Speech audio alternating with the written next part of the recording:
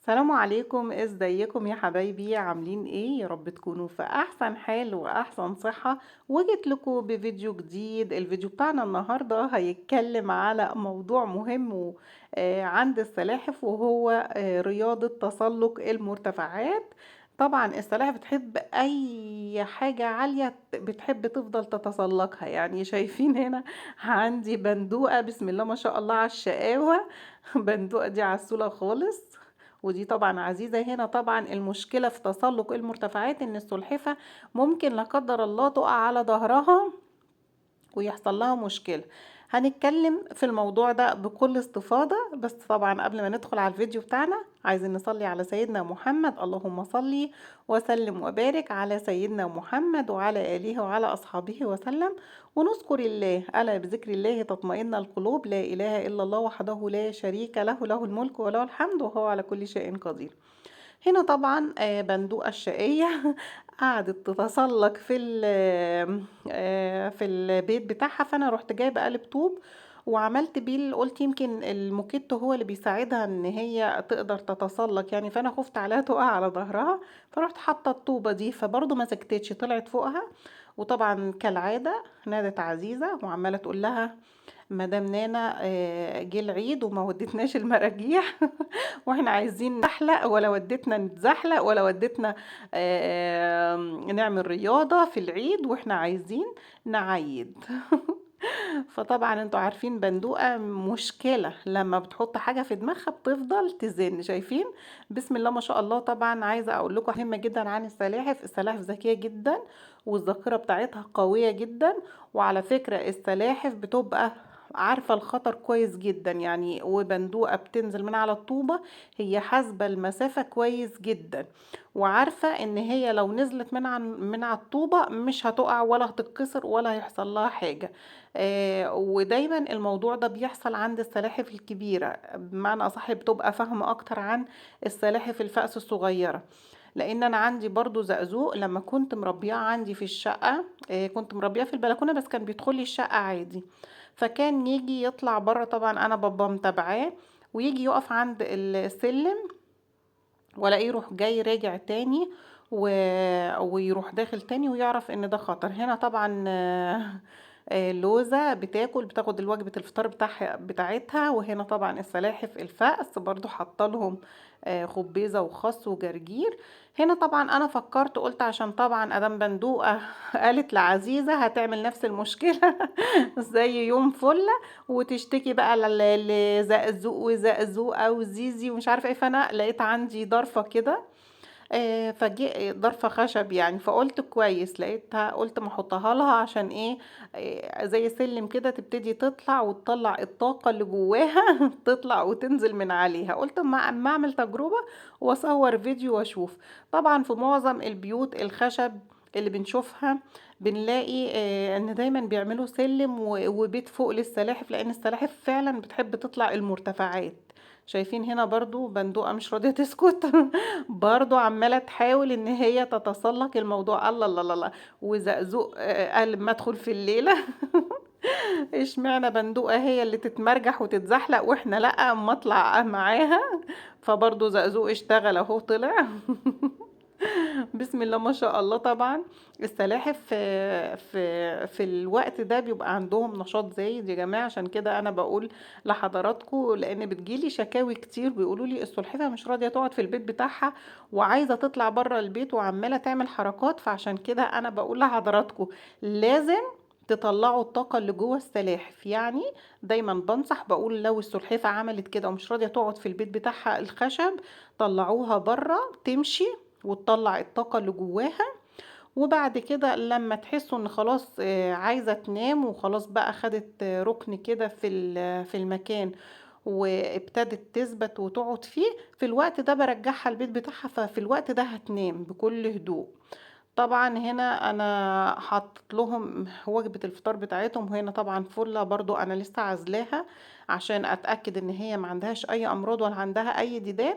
وبعد كده هدخلها على السلاحف بتاعتي. الخطوة دي مهمة جدا جدا يا جماعة، ان احنا ما نستعجلش ونحط السلاحف السلحفة الجديدة اللي جاية لنا نحطها مع السلاحف بتاعتنا. هي بسم الله ما شاء الله بقت احسن من الاول كتير. يعني موضوع الخجل لما حست بالامان طلعت من الصدفة بتاعتها. هي كانت داخلة جوه الصدفة بطريقة فظيعة يوم ما جات لي. هنا طبعا بندقة رايحة لها بتناديها عايزة تاكل الأكل اللي عندها. وهي طبعا فلة برضو عايزة تطلع للسلاحف، بس أنا طبعا يعني أنا لسه برضو ما قررتش إن أنا أخلطها معاهم إلا بعد فترة لما أتأكد تماما إن ما عندهاش ديدان، ما عندهاش أي حاجة ممكن تعدي السلاحف عندي. أوكي. طبعا هنا موضوع الشمس مهم جدا. موضوع بقى نرجع بقى لموضوع رياضة المرتفعات. ليه السلاحف دايما بتحب تطلع اي مرتفعات؟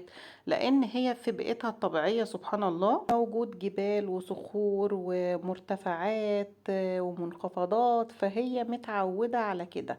هنا بقى بتيجي أهمية الأظافر بتاعة السلحفة، اللي دايما بنوصي كل المتابعين أو كل المربيين إن هم ممنوع يقصوا أظافر السلحفة، لأن أظافر السلحفة بتساعدها على الأكل، في تقطيع الأكل، بتساعدها في الحفر، بتساعدها كمان على تسلق المرتفعات أو الجبال أو الحفر أو الحاجات دي، وكمان بتساعدها في المشي. فممنوع إن احنا نقص أظافر السلحفة، لازم نحافظ على الاظافر بتاعتها. عشان كده احنا دايما بننصح ان احنا نربي على تربة زراعية ورمل. ما بنفضلش السيراميك ولا بنفضل البلاط ولا كمان السجاد، لان في الحالة دي ممكن اظافر السلحفة لا قدر الله تتكسر، وبعد كده بتأثر عليها في الحاجات اللي انا قلتها دي كلها.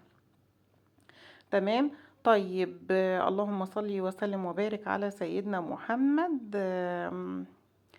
كنت عايزة اقول لكم ايه تاني. هنا طبعا شايفين هنا برضو فلة عايزة تطلع من البيت، عشان طبعا صندوق الخشب ده احلى حاجة ان فيه فتحات، فهي ما بتقدرش تتسلقه، هي اخرها تطلع من الفتحة، فده أأمن. طيب يا طنط نانا، انتي بتقولي لنا ان السلحفة بتقدر تحسب وتعرف الخطر. طب ليه السلحفة بتقع على الصدفة بتاعتها وتتكسر وهي عارفة ان ده خطر؟ هقول لكم حاجة. لما السلحفة بتتسلق يعني بتقف وبتحاول تطلع اي مرتفعات، الاتزان بتاعها بيخونها، لان طبعا جسمها تقيل، الصدفة تقيلة، فما بتفضل تحاول تطلع، فأي يعني حركة مثلا يعني بيحصل اختلال في الاتزان، فبتروح على طول وقع على ظهرها. بعكس لو هي بتمشي وشافت مثلا زي ما انا بقول لحضراتكم ان زقزوق كان بيجي عند السلم وبيروح جاي راجع. لو انا كنت الاول بصوره وبحطه على ترابيزة وببتدي اصوره لكم، برضو كان بيجي على حرف الترابيزة ويشوف ان في مرتفعات فكان بيرجع.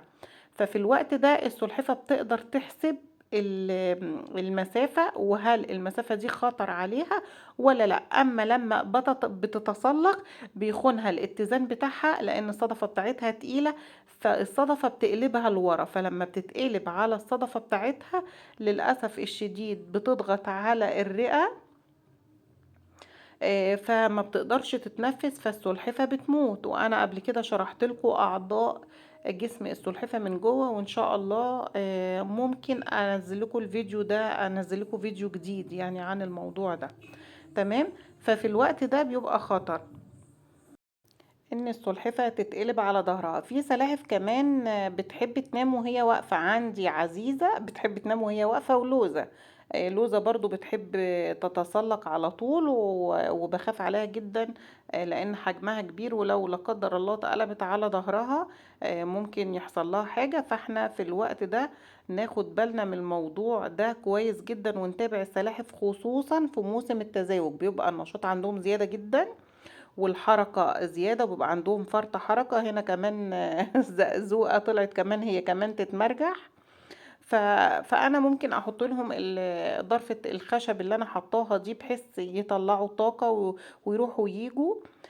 وكمان أنا باطلّعهم برّه في السطح، يعني مش باسيبهم في البيت وبس، لمّا باحس إن النشاط عندهم زيادة باطلّعهم يتمشوا برّه في السطح، أي نعم بيتعبوني وبيغلّبوني وبيفضلوا كل واحدة تروح في اتجاه شكل، وأنا باخاف يستخبوا ورا حاجة أو يضيعوا أو كده، فبيبقى عيني عليهم أنا ورحومة. فأنا بالنسبة لي البيت أحسن وأأمن، بس زي ما باقول لحضراتكم البيت عندي أنا عاملاه واسع جدًا زي ما حضراتكم شايفين، والارتفاع بتاعه عالي، فالسلاحف كل ما تشوف الارتفاع العالي بيكون أحسن، كل ما تشوف ارتفاع البيت قليل هتحاول إن هي تتسلق وتطلع تحاول تطلع من البيت يعني، فخدوا بالكم من الموضوع ده كويس جدًا، لازم ارتفاع البيت يكون عالي. لو حسينا إن السلحفة النشاط بتاعها زيادة وعايزة عندها فرط حركة وعايزة تتحرك كتير، لازم نطلّع الطاقة اللي جواها عشان لا قدّر الله ما تُقعش على ضهرها زي ما قُلت لحضراتكم، وشرحت لكم الموضوع ده خصوصًا في موسم التزاوج. طيب هو بيفضل طول فصل الصيف النشاط ده زيادة يا طنط نِنا؟ لأ، هو مش بيفضل زيادة ولا حاجة، هو ممكن يعني بيقعد فترة بتلاقوا السلاحف بتخبّط في بعض كتير، بتفضل رايحة وجاية كتير سواء ذكور أو إناث، يعني هنا زقزوق كان النشاط عنده عالي أوي وكل شوية يخبط في زقزوقة، فأنا قُلت إيه لمّا أحط له الخشبة دي يعني إيه يطلّع الطاقة فيها شوية يعني.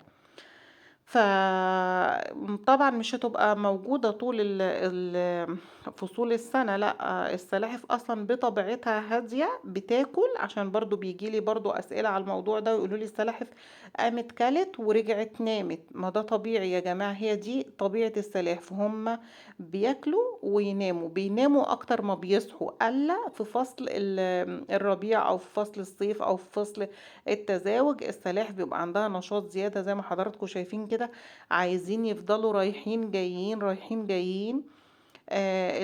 الأنثى في موسم البيض برضو بيبقى عندها النشاط زايد لأنها بتبقى بتدور على مكان مناسب لوضع البيض، فبتفضل برضو راحة جاية وتحفر وتروح وتيجي وكده، فده عادي وطبيعي، ما نقولش بقى السلحفة عيانة، السلحفة ما كانش كده، دي كانت هادية، ده كان بينام، إيه اللي جراله؟ ده عادي وطبيعي في موسم التزاوج. ده كان فيديو سريع، يا رب الفيديو ينال إعجاب حضراتكم، ما تنسوش اللايك الحلو وكمان كومنت حلو وكمان دعوة حلوة من القلب للي بيستفاد من الفيديوهات بتاعتي، يدعي لي دعوة حلوة تكون خالصة لوجه الله. بحبكم في الله، إذا عشت وكان لي عمر انتظروني في فيديو جديد. سلام عليكم.